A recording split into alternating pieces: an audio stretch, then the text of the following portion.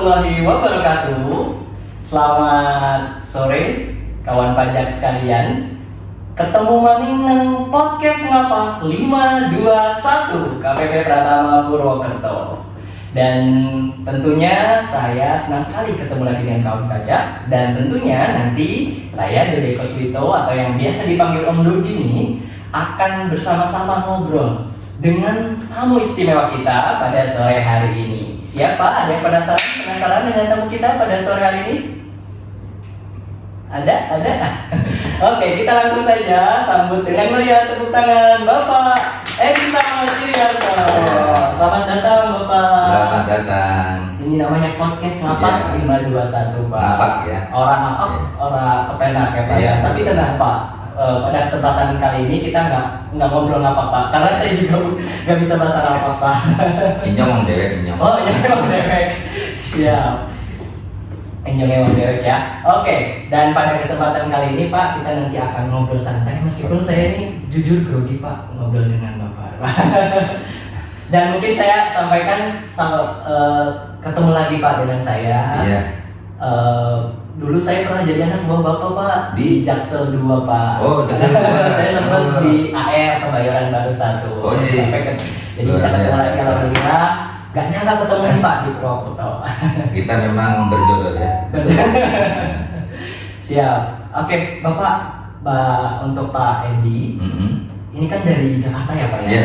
Nah, jauh-jauh dari Jakarta Pak ke Purwokerto, ke Banyumas. Mm-mm. Ini apa Pak yang membawa Pak Edi ke sini? Jadi saya datang ke sini bersama rombongan Siap. dari Fakultas Ilmu Administrasi, Departemen Fiskal ya. Oke. Nah, di Departemen Fiskal itu ada 2 klaster. Siap. Ya, klaster Poltex, Politik, Kesejahteraan dan Ketahanan Nasional, itu yang dan perpajakan yang diketuai oleh Profesor Dr. Haula ya. Kemudian yang satu governance, akuntansi pajak. Nah, jadi kita di sini bersama-sama ingin berbagi ilmu pengetahuan, ingin berbagi cerita kepada masyarakat, terutama di Purwokerto. Nah, karena kebetulan di Purwokerto beberapa tahun yang lalu baru dihadiri oleh Menteri Pariwisata ya. Oh, Pak Sandi. Pak Sandi. Ya. Ya. Oke. Di sana ada desa wisata. Siap. Tadi itu namanya apa ya? Kalau nggak salah, Novia Mino. Novia Mino. Novia Oh, Mino ya, Novia Mino. Dan setelah kita lihat di sana memang cukup baik ya. Jadi itu memang bisa dijadikan sebagai pusat pengembangan ekonomi wilayah di desa tersebut. Di samping bisa menciptakan lapangan pekerjaan dan memberikan nilai tambah ekonomi kepada masyarakat di lingkungan, juga bisa memberikan efek positif terhadap masyarakat yang lain untuk datang dan untuk memberikan kontribusi dalam bidang ekonomi, misalkan pemasaran atau untuk mendapatkan produk-produk dari sana, sehingga ini juga sebagai potensi penerimaan pajak ya. Potensi penerimaan pajak. Makanya bagi Direktorat Jenderal Pajak seharusnya bisa memaintain dan membina terhadap pusat-pusat kegiatan ekonomi masyarakat yang ada di pedesaan seperti tadi ya. Karena apa? Karena pajak itu memang sangat tergantung kepada pertumbuhan dan perkembangan ekonomi masyarakat. Dan kalau misalkan pajak di sana datang tidak hanya untuk memungut pajak, tapi juga membina masyarakat dan membantu masyarakat untuk mengembangkan usahanya, saya kira masyarakat akan senang dengan pajak, dan pajak itu bukan sesuatu yang menakutkan. Iya. Nah, itu tugas kami ke sana untuk memberikan pencerahan-pencerahan kepada masyarakat bahwa semua yang bisa dilakukan oleh masyarakat tidak terlepas dari fasilitas yang disediakan oleh negara. Yang mana dananya berasal dari pajak. Yang semuanya dibiayai dari pajak, ya kan? Fasilitas itu kan macam-macam. Siap. Bisa infrastruktur, bisa keamanan, ya, bisa kepastian hukum dan seterusnya. Itulah hal-hal yang diberikan oleh negara. Negara bisa hadir di sana karena negara dibiayai oleh pajak. Pajak dari siapa? Dari rakyat. Oleh karena itu bayar pajak untuk Indonesia. Luar biasa Ya, Pak Edi. gitu. Betul. Berarti tadi Pak Edi datang ke sini bersama rombongan berarti Bersama ya Pak ya? rombongan, Bersama rombongan iya. dari Fakultas Ilmu Administrasi Administrasi, UI iya. untuk menjalankan tadi Tridharma perguruan Tridharma tinggi. perguruan tinggi. Ada pendidikan, Mm-mm. penelitian dan pengabdian masyarakatnya ya Pak ya. Masyarakat. Oke, yang pengabdian masyarakat ini tadi bentuknya Barusan tadi sudah tadi, datang iya. ke masyarakat Kabupaten Banyumas dan tujuannya mencerahkan kepada masyarakat ya Pak ya. Masyarakat. Nah, untuk kegiatan yang seperti ini Pak, program kegiatan pengabdian masyarakat itu biasanya dilaksanakan secara berkelanjutan, rencananya berapa lama atau Karena yang dibina itu tidak hanya satu tempat, ya kita memang sesuai dengan kapasitas anggaran yang dimiliki, kemudian waktu yang tersedia, sehingga kita memang sulit untuk berkelanjutan terus-menerus di satu tempat ya, tapi kita harus memberikan kesempatan kepada yang lain di daerah lain yang merata. Tapi kegiatannya itu memang terus-menerus. Ya, terus menerus tapi pindah-pindah cuman tidak di satu tempat. Oke. Gitu, ya. Nah, kalau ditanya alasannya nih Pak, jauh-jauh dari Jakarta, tapi milihnya masyarakat yang ada di Banyumas itu apa Pak latar belakangnya Pak?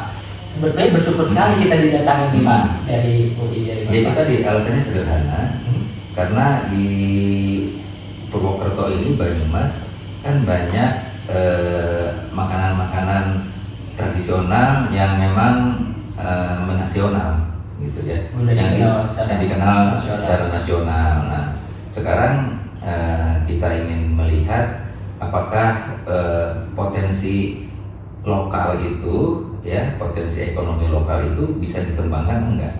Apakah sudah terkelola dengan baik apa enggak? Apakah potensi-potensi yang ada sudah terorganize atau belum, kan gitu? Udah di-manage dengan baik apa belum? Nah kita hadir ke sana, ya alhamdulillah sudah banyak kemajuan ya, dari sisi manajemen, dari sisi kualitas produksi, dari sisi distribusi atau pemasaran dan seterusnya. Jadi saya kira itu masih memang perlu dibina terus untuk meningkatkan kapasitasnya ya. Jadi karena ini tradisional, jadi kebiasaan yang dulu puluhan tahun yang lalu masih dikerjakan dengan cara yang sama. Tapi justru itu kadang-kadang yang menjadi daya tarik juga ya Pak ya? Betul. Nah, tapi kalau misalkan dengan tuntutan pasar yang memerlukan kuantiti yang lebih banyak, itu kita tidak bisa memenuhi kebutuhan pasar itu, ya kan gitu. Akhirnya apa? Akhirnya sangat mahal. Kemudian barang substitusi yang seperti ini kan banyak. Tapi kalau misalnya harganya mahal terus volumenya sedikit, ini kan tidak bisa menutup kegiatan usahanya untuk berkembang lebih cepat kan gitu. Jadi perlu ada sentuhan teknologi, perlu ada sentuhan ini untuk memaksimalkan serapan tenaga kerja, untuk memperluas jangkauan pasar dan seterusnya. Berarti supportnya itu benar-benar dari awal ya Pak ya kepada mereka. Karena ini potensi banget, sangat berpotensi gitu ya. Jadi kalau misalkan Direktorat Jenderal Pajak mungkin ke depan Direktorat Jenderal Pajak itu harus punya dana semacam CSR lah, semacam untuk pembinaan kepada masyarakat, sehingga masyarakat itu memang merasa dekat dan merasa hutang budi dengan Direktorat Jenderal Pajak. Jadi dia kalau tidak bayar pajak akhirnya apa? Akhirnya merasa tidak nyaman kan gitu. Karena sudah dibantu, loh kok nggak ada feedbacknya gitu. Jadi itulah cara bagaimana meningkatkan kepatuhan masyarakat membayar pajak. Saya kira itu. Betul, komplainnya seperti itu ya Pak ya. Nah kemudian boleh mungkin Pak diceritakan kegiatan yang tadi itu ada apa aja di kalau nggak salah di Kecamatan Banyumas ya Pak. Mungkin Bapak juga mencicipi makanan atau minumannya atau apa yang tadi Novia ya tadi. Nah, kita tadi sempat mempraktekkan bagaimana cara membuat Novia ya. Mulai dari proses pembuatan sampai dengan pemasakan ya. Pemasakannya sehingga menjadi ini. Dan itu memang sangat menarik. Unik ya Pak ya? Sangat unik. Jadi kalau misalkan di perusahaan rokok, ini rokok yang dilinting gitu. Iya. Padahal rokok itu juga sekarang udah ada mesinnya. Kalau misalkan itu ada mesinnya tanpa mengurangi ukuran dan rasa, tapi meningkatkan produktivitas, itu kan jauh lebih bagus. Iya, betul sekali Pak. Ya. Nah, tadi kan sasaran utamanya adalah masyarakat UMKM ya Pak ya. Kemudian juga tadi kalau tidak salah ada juga pencerahan juga dari UI kepada bendahara pemerintah. Karena kan yang membantu kami dari Direktorat Jenderal Pajak untuk memungut dari rekanan dan sebagainya Pak ya. Kalau dalam pandangan Bapak sendiri, UMKM dan bendahara pemerintah itu bagaimana Pak tingkat kepatuhannya? Terutama mungkin di Banyumas karena Bapak sudah riset dulu sebelum pengabdian masyarakat. Jadi kalau menurut saya melihat bahwa coba dicek di di data perpajakan. Justru bendaharawan dan UMKM itu tingkat kepatuhannya jauh lebih baik. Kenapa? Karena dari perhitungannya sangat mudah, kemudian instrumen pelaporannya juga sangat sederhana, ya, dan mereka memang cenderung jujur, gitu, ya.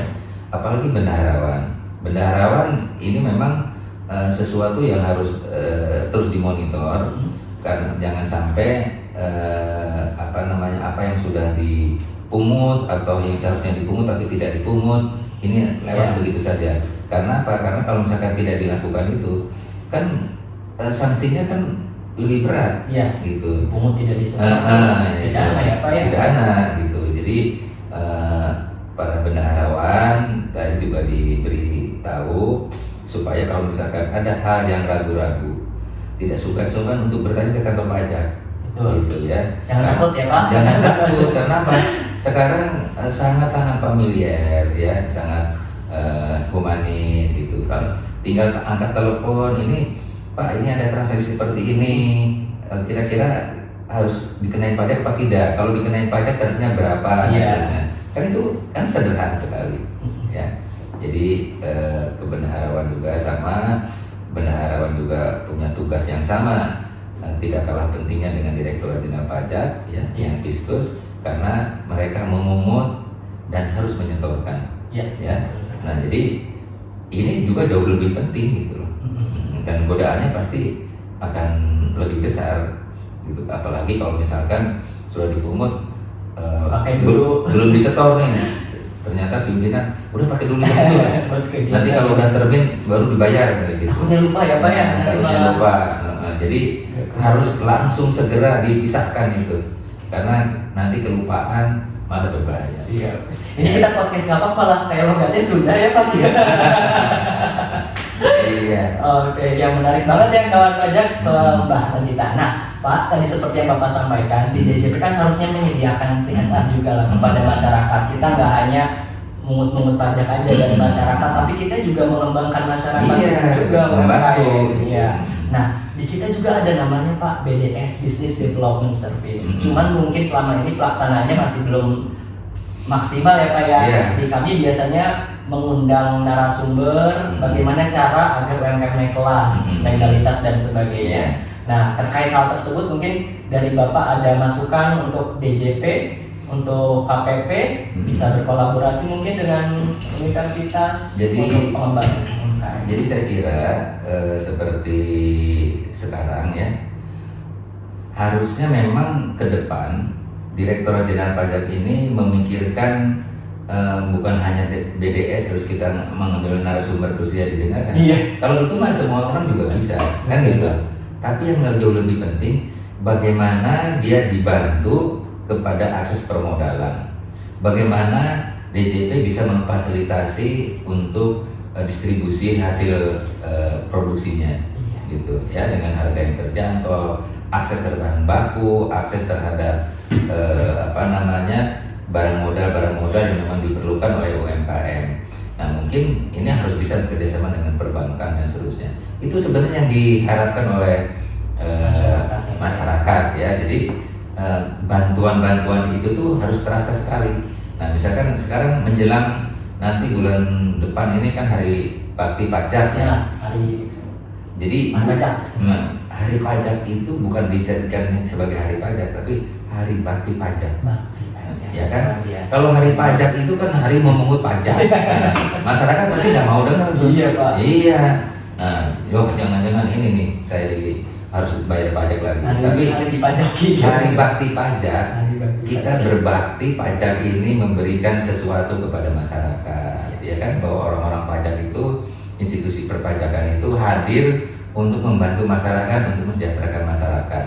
Jadi ketika masyarakat itu membayar pajak, dia merasakan manfaat membayar pajak. Ya, jadi jangan hari pajak, tapi hari bakti pajak. Ya, nanti diusulkan ke Siap, diusulkan pada pajak ya. Iya. Oke, menarik sekali perbincangan kita sore hari ini. Nah, Pak, kalau bicara tentang Banyumas atau Purwokerto, ini Bapak sudah beberapa kalinya Pak datang ke sini Pak? Oh, sering. Oh, sering datang. Sering, karena asal usul leluhur saya dari Banyumas. Oh, dari Banyumas juga. Gitu ya. Siap. Makanan paling disuka apa Pak? Kalau saya paling suka dengan makanan tradisional ya, seperti sayur lodeh, ayam goreng kampung. Nah, seperti tadi malam saya sudah di sini Bapak? Langsung beli bakmi godok. Bakmi godok Banyumasan. Banyumasan. Ada ya Pak yang saya belum tahu. Karena dijualnya di Banyumas. Oh iya. Kalau Seloto sudah nyoba Pak mendoan. Ada mendoan raksasa Pak di daerah Sawangan. Susah itu. Jaga kesehatan ya sekarang ya Pak ya, menjaga kesehatan. Baik. Siap, alhamdulillah. Terima kasih sekali Pak. Makasih sudah ya. menyempatkan waktunya pasti di sela-sela kesibukan Bapak pada hari ini, agenda Bapak. Saya juga kagum banget Pak. Kemarin kan Bapak masih menjabat sebagai Direktur Jenderal Pajak, tapi juga bisa fokus juga di dunia pendidikan, bisa menyelesaikan pendidikan dengan baik gitu Pak. Ya, mudah-mudahan masyarakat dengan Direktorat Jenderal Pajak menjadi bagian yang tidak terpisahkan. Ya. Karena Direktorat Jenderal Pajak tidak memiliki arti apa-apa tanpa ada dukungan dari masyarakat. Masyarakat juga sama, tidak akan menjadi berarti bagi kehidupan berbangsa dan bernegara kalau tidak ada pembayaran pajaknya. Ya. Jadi dua sisi mata uang. Ya. Dan semoga kita ini dari UI berkolaborasi dengan kantor pajak Kanwil DJP Jateng 2 ya, Jawa Tengah 2, kemudian KPP Pratama Purwokerto ini terus berlanjut untuk saling mengisi, membangun bagaimana mensejahterakan pajak masyarakat melalui pajak. Saya kira itu. Ya, siap. Sekali lagi terima kasih Pak atas kesempatannya. Semoga Bapak sehat selalu. Sampaikan salam hormat saya juga kepada rekan-rekan lainnya dari Universitas Indonesia. Jadi ya. Siap, saya dari kapan sekolah? Sekolah ini sedang S1 Pak. Nanti S2 di UI ya jadi pajak. Oh siap Pak. Amin. Siap, terima kasih Pak. Ya, selamat sore Pak Pajak. Semoga Anda sukses terus berusaha dengan baik dan jaga kesehatan untuk kesejahteraan Indonesia yang lebih baik. Amin. Siap. Merdeka Pak. Merdeka. Oke, kawan pajak sekalian, alhamdulillah kita sudah berada di penghujung acara podcast kita pada sore hari ini. Semoga podcast kita pada kesempatan kali ini memberikan manfaat yang sebesar-besarnya. Tadi terutama UMKM di Banyumas semakin berkembang, semakin meningkat, Indonesia semakin maju. Amin ya rabbal alamin. KPP Pratama Purwokerto ada jalannya Pak. Tapi kalau malu nggak apa-apa. PWT PPWT AW. Ngapak 521. Ngapak 521. Terima kasih. Makasih. Sampai ketemu lagi. Sampai jumpa lagi Pak. Waalaikumsalam warahmatullahi wabarakatuh.